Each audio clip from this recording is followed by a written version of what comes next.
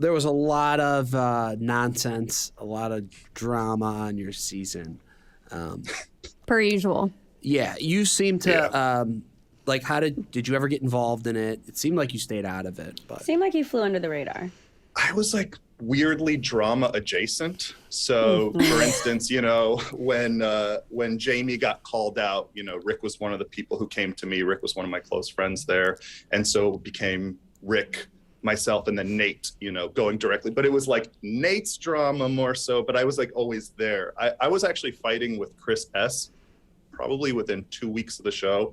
You don't really see it, but I kind of have a thing where if someone rubs me the wrong way, and I just put it out there. I'm very direct. I'm very straightforward. And it's not like I'm trying to find a fight, but like if people did something that I thought was, you know, disrespectful to Michelle or something like that, I wasn't shy to say how I felt. And I think that comes across a lot in the interviews. You know, I'm very plain spoken. What was like the that. beef? What was it between you and Chris S? I get that he's just got a hair trigger. And I will say, you know, I'm not only goofy, I can be a little bit of a troll, and they're long days. And so I did like kind of teasing and poking the guys. So the guys who could kind of like be self-deprecating and kind of give it back to me, right? Like we roast each other. Daniel's the perfect example because Daniel's a firefighter. So he's used to sitting in a house full of guys just busting each other's chops. Like, but guys who are kind of overly sensitive or precious about themselves, like we just didn't vibe. And he would kind of take it to places that were extreme. I could see that. I could see that. Well, we did have Chris on the podcast. And he said he did not have any beef with any of the guys, and he loves you all. And He kind of tiptoed around everything, to be completely honest. I watched it last night. I think he's an actor, so in my opinion.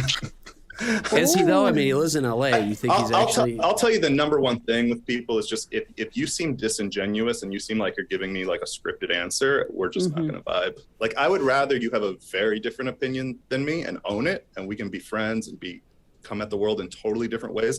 Like Spencer and I have very different views on the world.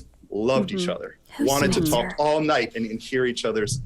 He's the one who came in and was like, "You've got me by the balls." Yeah, no, but I agree with that. I mean, but when you feel like someone's telling you what you want to hear, or they want to come off like nice and perfect and political, I'm just like, oh God, it's just fake. Yeah. So I think but I think also to your point, it's a maturity thing, right? Because it's not, you know, you could be young and still have this way about you, and then you can also be older and still just want to fit in, or, you know, say things to kind of make someone feel like, oh yeah, I'm with you, even though you know it's kind of like BS, right?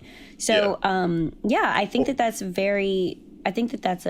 a maturity thing, and I think that's a common thread with this show. They put some really mature people together, and then they put some not so mature people together, and then you got the drama, and then it's like boom, bang, yes,